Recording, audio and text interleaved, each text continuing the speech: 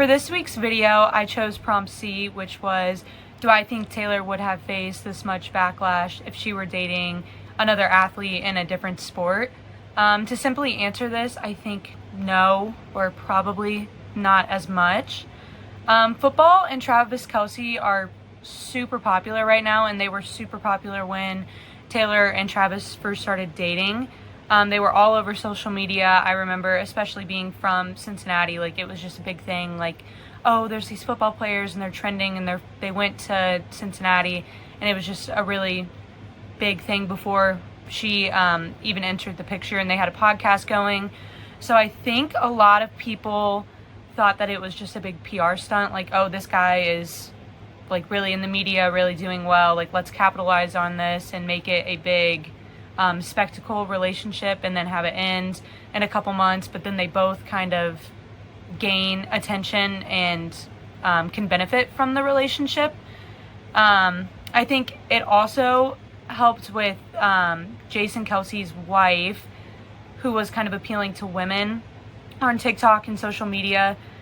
And I think that also helped spark the interest between Travis and Taylor.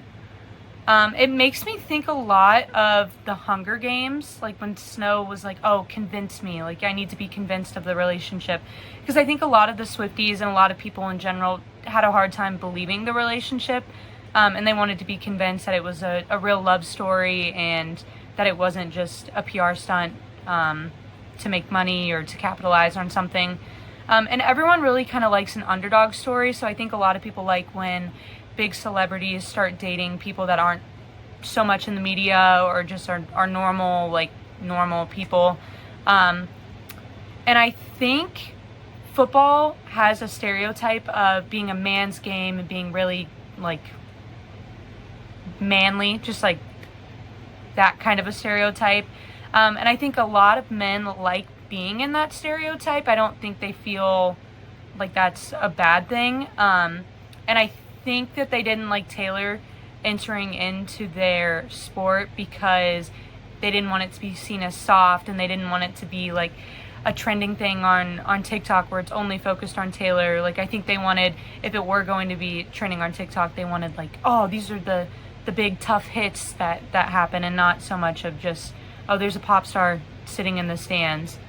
Another thing that I really think men are having a hard time with, or football fans, is that the only women who are really in the football industry are the sexualized cheerleaders.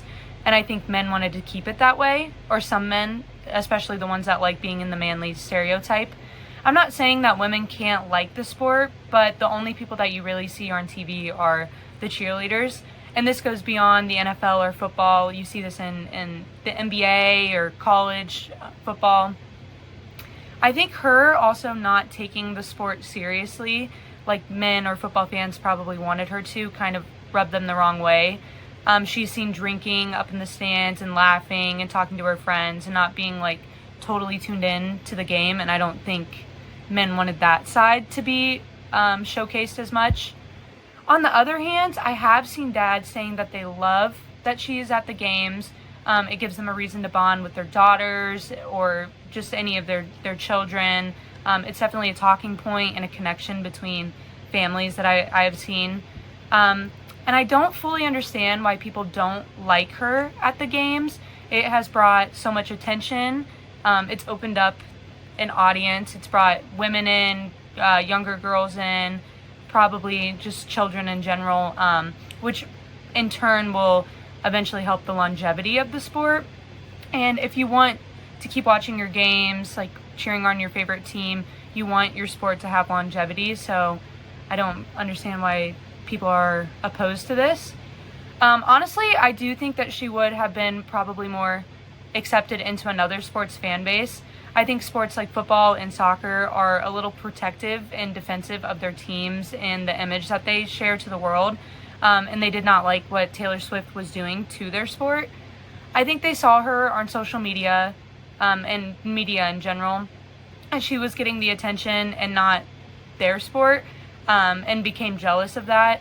I think sports with smaller fan bases would have welcomed her and the attention that it was receiving. Sports like rugby, tennis, golf, etc., have a little bit more of a tamer fan base, and probably would not have even cared that much.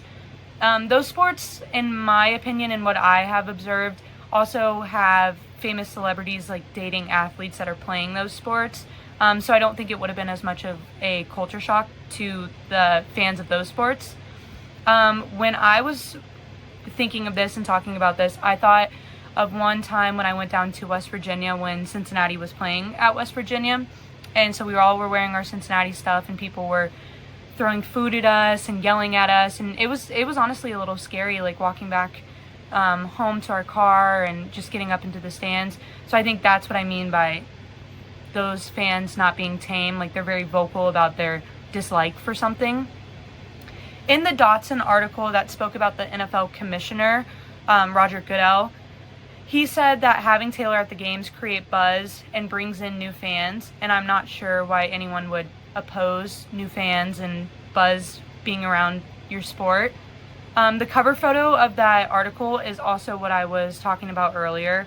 It's Taylor laughing with her friends, and also someone standing to the side of her was on their phone and not really caring about the game, which I think probably irritates football fans, that this is the attention that the sport is getting and not the manliness or the just sport in general. The article also stated that the commissioner was asked a lot about Taylor Swift during his press conference, and I think that probably irritated sports fans as well.